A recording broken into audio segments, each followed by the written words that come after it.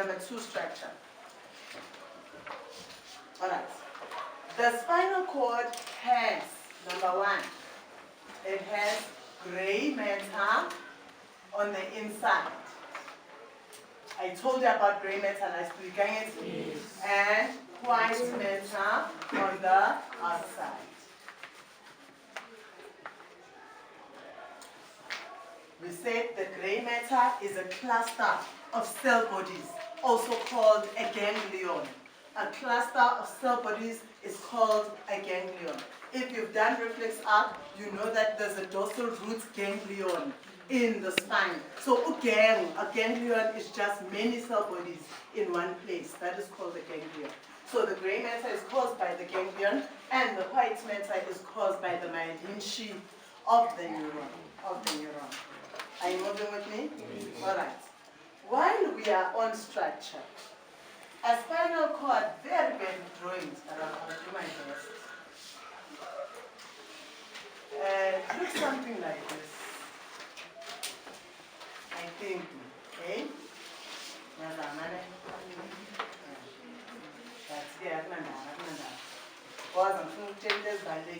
have something like this also.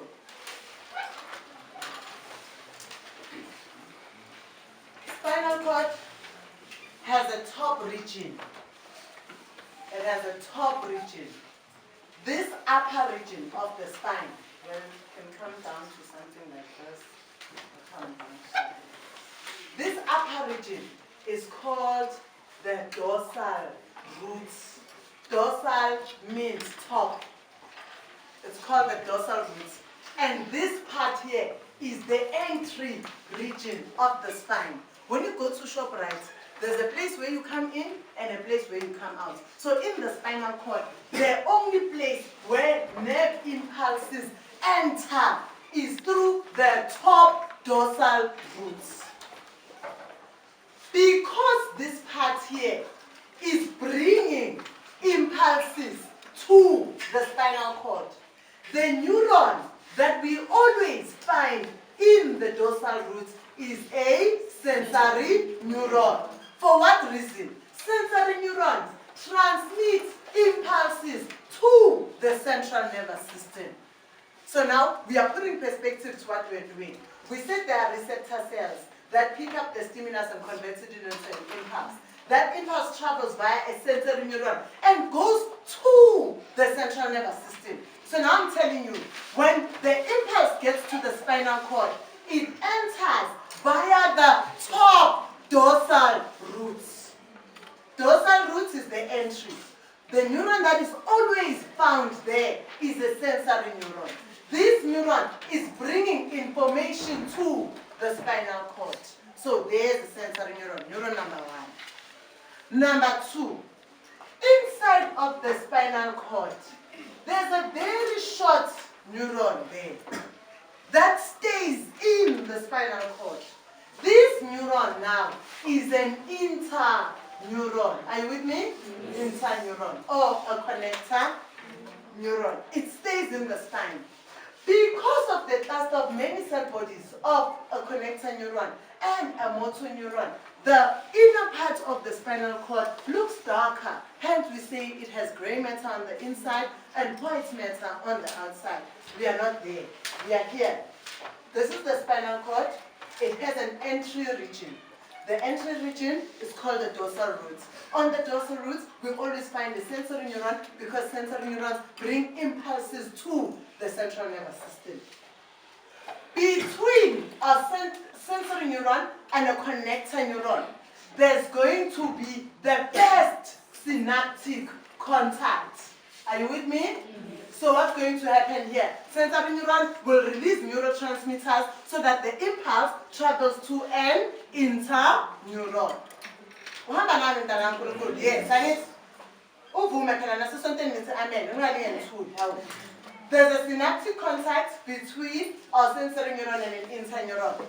Interneuron must transmit this impulse now to the last neuron, which is now a what, guys? A motor neuron. Here in this region, there's going to be the second synaptic contact. This contact now is between an interneuron and a what, guys? A motor neuron. Are you with me? Yes. Motor neurons always leave. They don't enter. They leave. So we say this is an entry point. Here is an exit point. Motor neurons always leave the spine via the ventral roots. Nice. So we have two roots. The top is the dorsal. The bottom is the ventral. Who is entering at the dorsal? Sensory neuron. Who is leaving at the ventral? Motor neuron. Who is inside the spinal cord? Interneuron. How many synaptic contacts do we have? 2. Nice. Finish and clap. This guy here comes from cells that we call receptors. Here's receptor. That guy there, remember the direction of our impulse. It's going in, it goes there, and then it comes out. It's coming to cells that we call effectors. Balala, effectors. So we have receptors, sensory neuron, interneuron, motor neuron, effector. Effector. What do you associate a receptor to? Receptors are associated with stimuli because they pick up the stimulus and convert that stimulus into a nerve impulse. One stimulus, and many stimuli. Effectors are associated with responses. So when you respond because of an effector that was stimulated by a motor neuron, the decision was made by an interneuron, and the stimulus came via a sensory neuron. We are using yeah. So now we have a stimulus. Stimulus is received by our receptor. It's converted into a nerve impulse. The nerve impulse travels via a sensory neuron. Sensory neuron enters the spine via the dorsal root. There's going to be a synaptic contact between the sensory neuron and the interneuron. Second synaptic contact between an interneuron and a motor neuron. A motor neuron leaves the spine via the ventral root to the effector. So you can give a finish. So when you understand this pathway, this is called a reflex arc. This is called a reflex arc. A reflex arc is a path through which nerve impulses travel.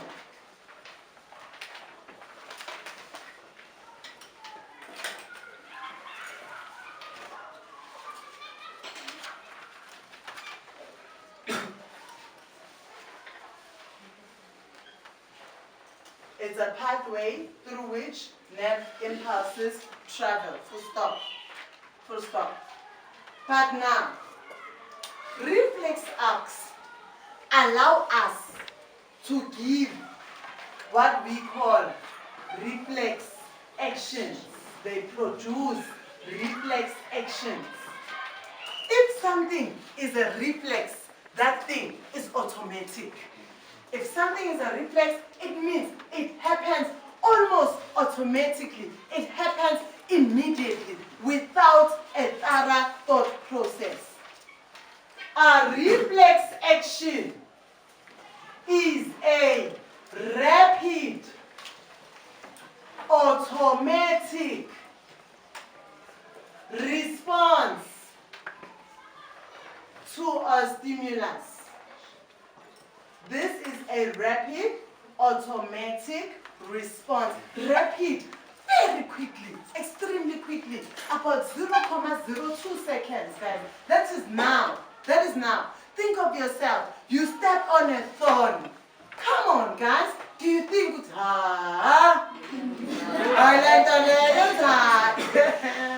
you know, almost immediately, what are you going to do? You're going to move your foot. You hold a hot pot. You know, you hold and let go. But what have I taught you today?